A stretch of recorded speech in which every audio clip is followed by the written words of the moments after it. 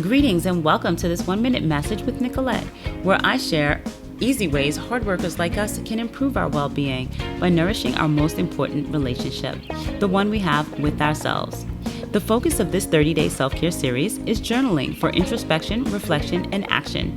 Each day, I'll provide one journal question or sentence starter for you to consider and respond to in writing. Today's question is, am I allowing matters that are out of my control to cause me stress and anxiety?